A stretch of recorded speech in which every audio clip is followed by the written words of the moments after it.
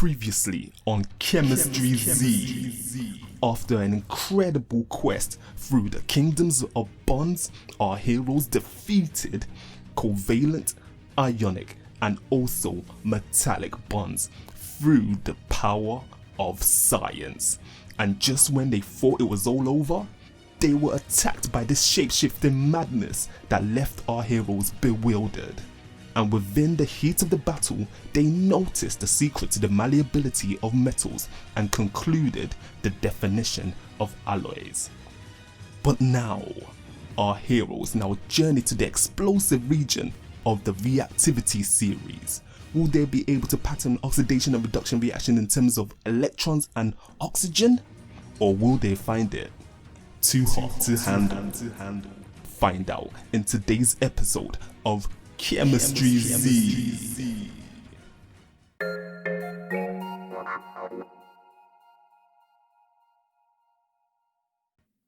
Here are the retrieval questions for this lesson. You know what to do.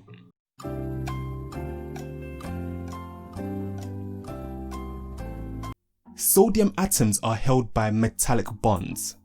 Sodium chloride is held by ionic bonds. And chlorine is held by covalent bonds. I've got these four metals reacting with water and these challenge questions.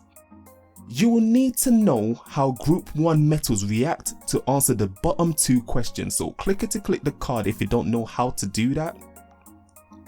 The rest of you, since you're here, have a go at the questions.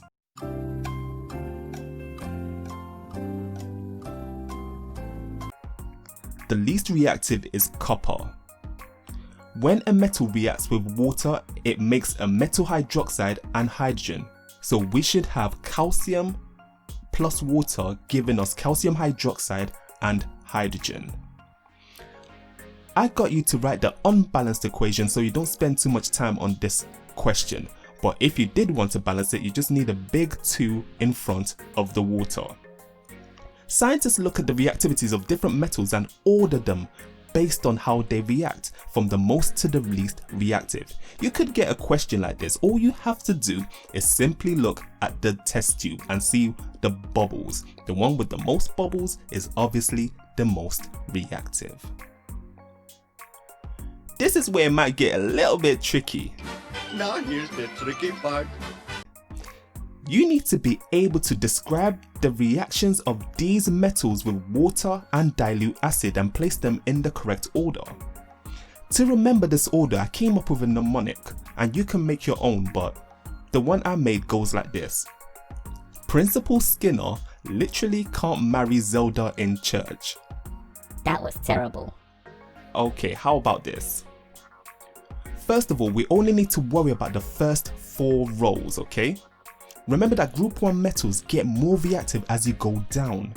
So the most reactive is potassium, and as we go up to sodium and then lithium, you see that it follows the same order in our reactivity series.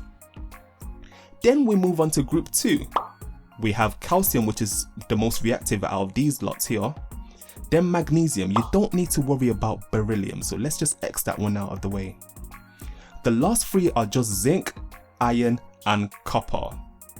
But that isn't even the chemical symbols for zinc, iron, or copper. Do me a favor, please. Get out of here. Get out of here, man.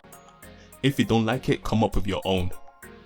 Looking at these metals reacting with water and acid now, potassium up to lithium fizz hydrogen gas and form an alkaline solution when you add them to water. When you add them to acid, they explode. Calcium also reacts with water in a similar way but doesn't explode in water, it only fizzes hydrogen gas. Magnesium to iron reacts very slowly with water and fizz hydrogen gas with acid. And copper doesn't react with acid or water. You also need to know why they react this way.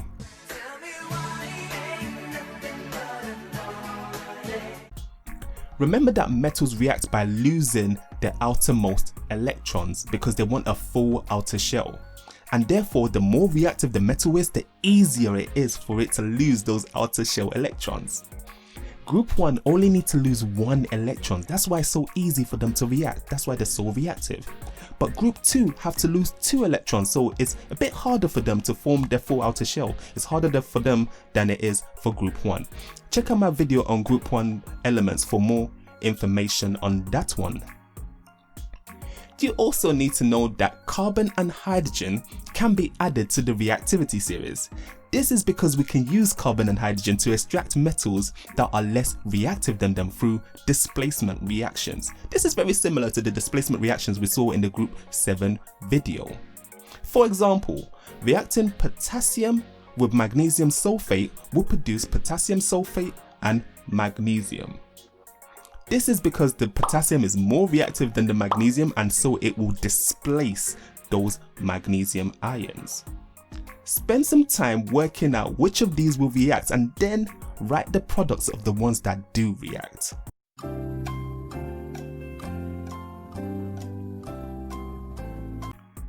Here are the answers. Looking at carbon and hydrogen, you see that carbon can extract zinc, iron and copper, and hydrogen can only extract copper. Nice. Most of the metals that you use actually are extracted from ores.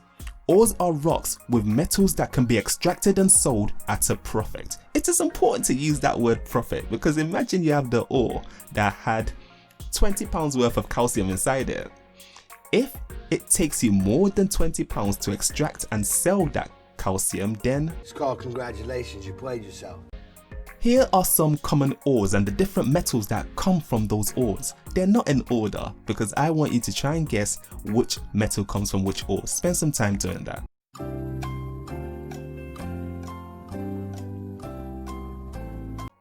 Bauxite is what we use to gain aluminium. Galena helps us get lead. Magnetite, that's probably the easiest one, helps us with iron. Malachite helps us get copper, and cinnabar is where we get mercury from. Metals like gold are so unreactive that they're found by themselves. We don't have to extract them from ores. Moving on to the actual extraction of these metals now. These are called redox reactions, and you can think of ores as metal oxides. Here are some challenge questions for you to do. Go on, do your thing.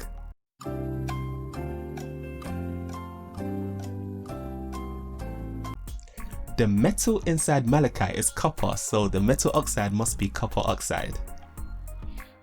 If we are extracting using carbon, that will be copper oxide plus carbon, giving us carbon dioxide and copper. The oxygen is being removed from the copper, so we say that the copper has been reduced. We're reducing the number of oxygen on the copper. That means therefore that the carbon was oxidized because we've increased the oxygen on the carbon.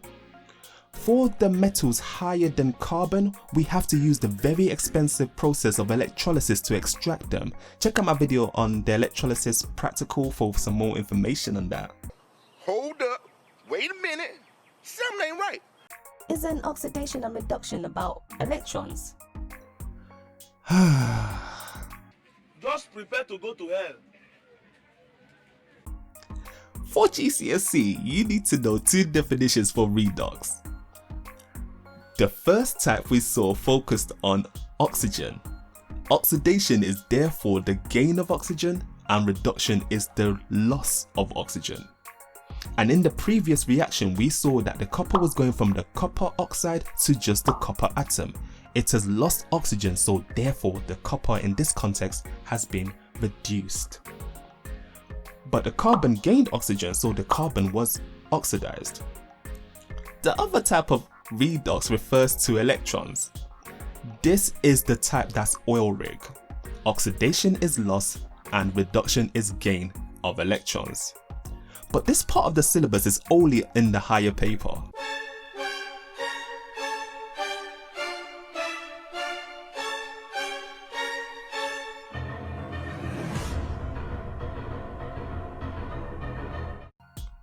Let's use this reaction as an example.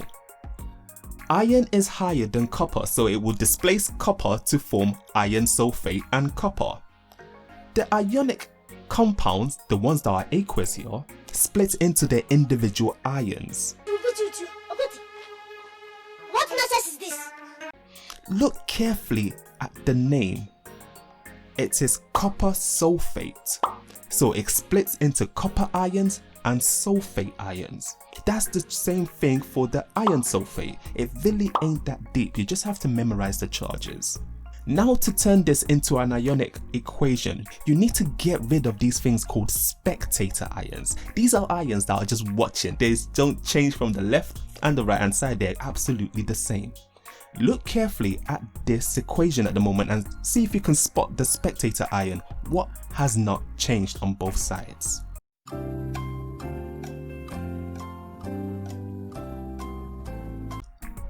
It was the sulfate ions. Now we write the ionic equation without the spectator ions. When you get to this stage, that's when we create our half equations. Literally, you're splitting the equation into half. The iron was a regular atom on the left hand side and it became a 2+ charge on the right hand side. The final part of the half equation is to add the correct number of electrons on the right or left side. We have a 2+ charge on the right hand side, so we need to balance that out with 2 electrons also on the right hand side. If it was a 3+ charge, we add 3 electrons. If it was a 1+ charge, we will add 1 electron, etc. Now spend some time and do the exact same thing we did for the iron for the copper as well.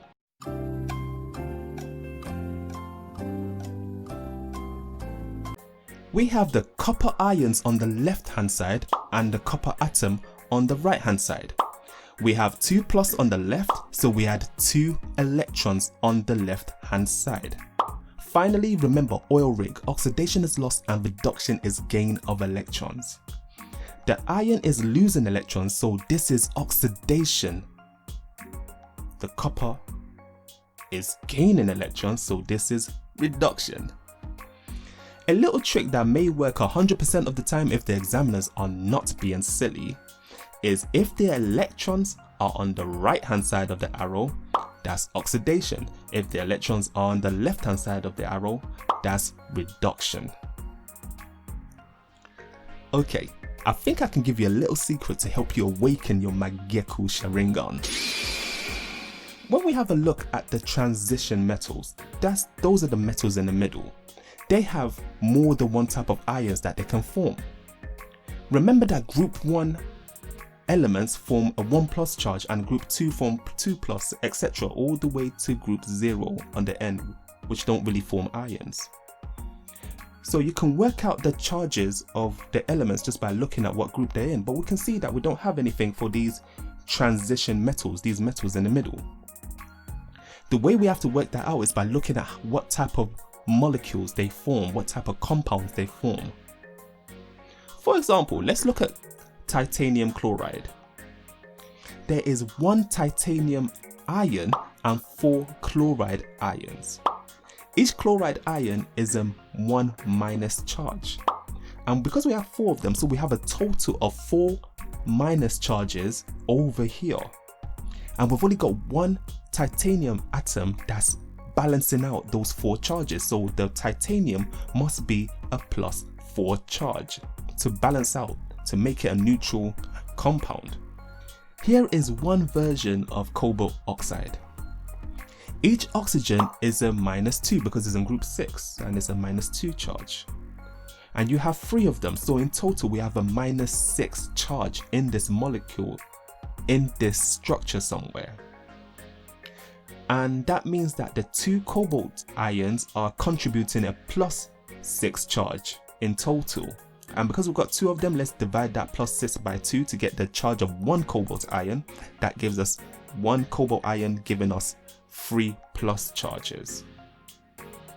Now spend some time working out the charges of these metals in these compounds.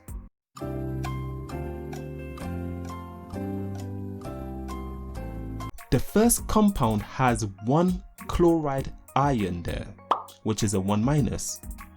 and we've got 1 copper. That means that the copper must be a 1+ charge to make that neutral. The second compound has 1 oxygen in it, which is a 2- charge, and we've got 1 copper, so the copper in this structure must be a 2+ charge. Notice that this is showing 2 different types of copper ions. Since the first one is a 1+ charge, we call it a copper 1 ion. So this compound is copper 1 chloride. So Jaden, what should we call this compound? It has a 2+ charge, so it is copper 2 oxide. Now for the third compound.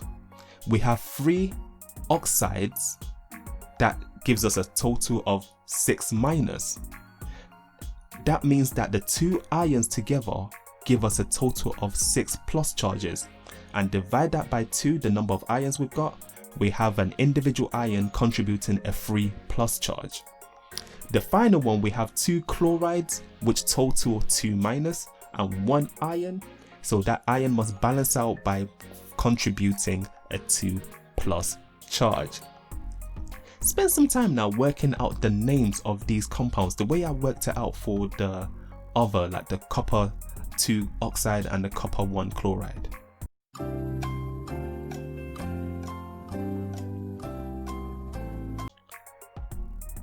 The first ion is a 3+ charge, so that means we've got iron 3 oxide. And the next one is a 2+ charge, so that gives us an iron 2 chloride. You don't need to know technically how to name these molecules like this, these compounds like these, but I thought it was just good to add this in. Okay then, I've got this past paper question for you now. I feel, my heart crack. It does look mad, doesn't it? But let's read this carefully. Explain which species is reduced in the reaction between magnesium and iron chloride. We got the whole equation here, cuz.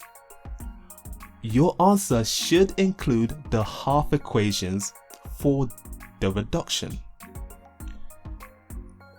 What I'd like you to do, first have a go at this before I show you how to work this out.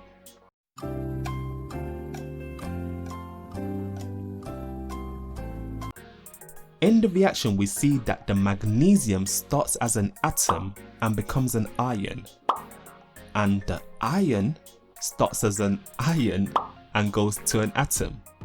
Reduction is the gain of electrons.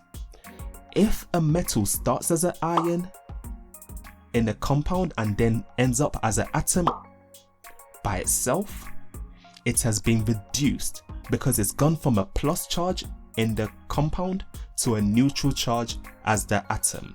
So the ion is reduced by gaining electrons. Now to work out the charge of the ion, each molecule has 3 chloride ions, which is a 3- charge. That means that the ion must be a 3+ charge. We're dealing with iron 3 chloride here. Now to turn this into a half equation. We started with the ions, the 3+ ions on the left hand side, and we ended up with the atom on the right hand side. And because the plus charge is on the left hand side, we must balance out the electrons by adding 3 electrons on the left hand side. I know this looks a bit crazy and it's something you don't normally do, so you just have to get used to it. The more you do of these type of questions, the easier it becomes. And as I said, obviously this is only in the higher paper, obviously. And there we go, the lesson is done. Fatality. Check out the description to collect the flashcards and the revision timetable if you haven't started revising yet. You know you should start revising from now because the government has only pushed back the GCSEs, I think only 3 weeks now. So do your thing. If you need to go back, use the timestamps to rewatch any parts of the video that you are confused with, and I'll catch you guys in a bit.